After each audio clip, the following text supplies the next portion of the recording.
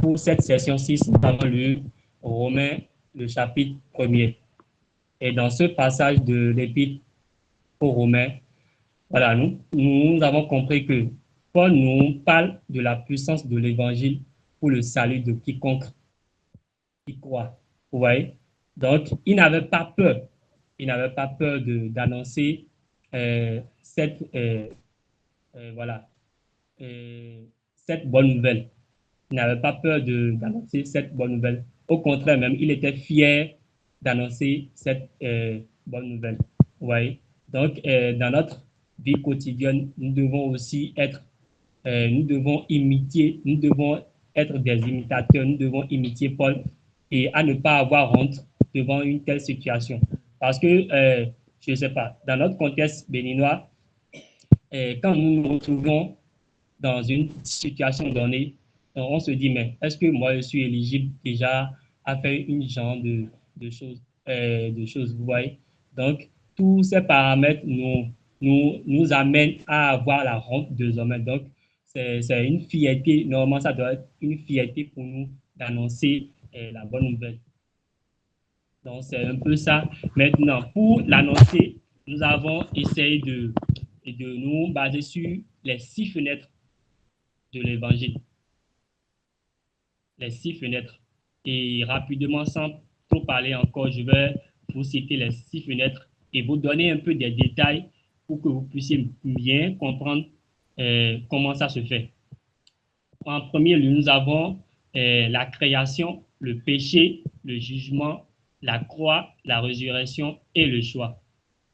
Et quand nous parlons de la création, nous avons tous compris que le Seigneur nous a créés. Et c'est lui qui nous a créés. Quand nous commençons une discussion, nous allons comprendre que le Seigneur, lui, nous a créés. Et nous pouvons voir ça dans Apocalypse 4, verset 11. Et après ça, il y a le péché qui est venu.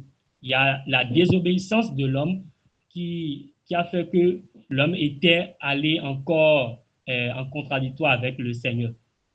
Nous n'avons plus les mêmes liens, vous voyez. Donc, nous pouvons déjà voir ça dans Romains 3, verset 10. Et après ça vient le jugement maintenant. Parce que après la désobéissance, il y a les conséquences qui suivent la désobéissance, vous voyez.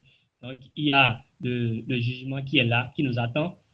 Mais heureusement, nous pouvons voir ça, nous pouvons voir ce jugement dans Hébreux 9, verset 27. Mais heureusement, la croix était là pour nous sauver. Et quand nous parlons de la croix, c'est Jésus-Christ. Jésus est venu mort sur la croix pour nos péchés.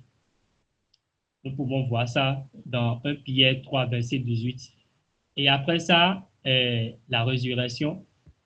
Jésus, quand il était mort, il est ressuscité des morts. Toujours pour le salut de toute personne. Maintenant, le dernier point des 6 fenêtres, c'est le choix. Nous avons maintenant le choix de cesser de désobéir ou bien de cesser de désobéir à Dieu ou bien de cesser de ne pas croire à Dieu.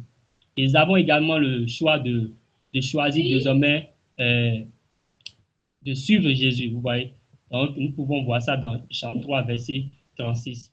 Mais comme un petit résumé, nous allons comprendre que nous ne devons pas oublier que l'évangile est une bonne nouvelle.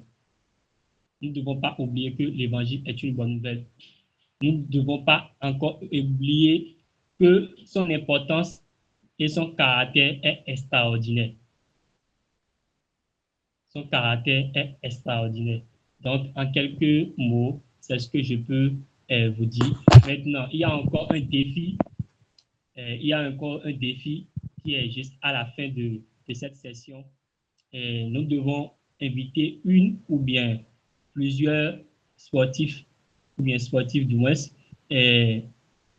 à assister à un repas, peut-être organiser une petite séance et tout le monde doit être à table. Et nous pouvons aussi passer par ce canal pour pouvoir lancer l'évangile. Donc, c'était un défi pour tout et chacun de nous. Juste pour dire quelques mots de plus sur le deuxième défi.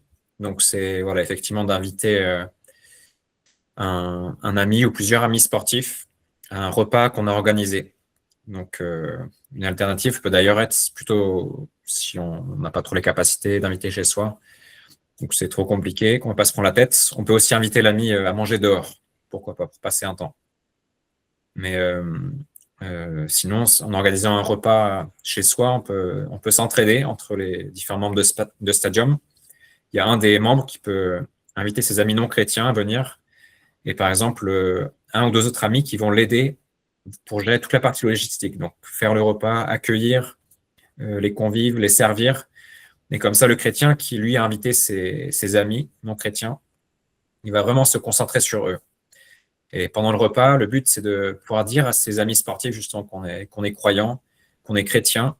Et puis, on peut s'appuyer sur la session 6, justement, pour expliquer sa foi de manière assez claire.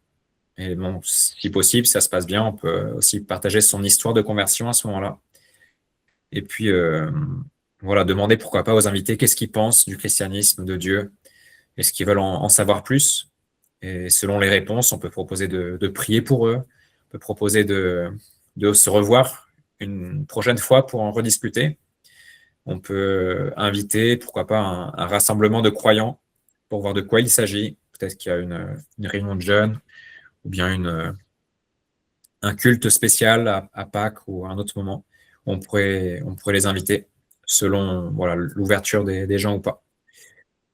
Donc voilà, après, pour que cette présentation de l'évangile ne vienne pas de manière un peu surprenante et inattendue et que ce soit mal accueilli par les invités, parce qu'ils auraient le sentiment d'être pris au piège, ben voilà, ça peut être possible de prévenir un petit peu les invités, les amis, quand on va les inviter à venir à ce repas. Et bien justement dire qu'on les invite pour prendre du temps ensemble, pour mieux se connaître, passer un temps convivial ensemble, et puis qu'on aimerait justement au cours du repas leur partager aussi une partie de notre histoire. Donc voilà, ça peut être une chose qui leur permet de se préparer, déjà qu'il y aura ce temps-là où on va leur partager quelque chose, et puis comme ça ils ne seront pas surpris.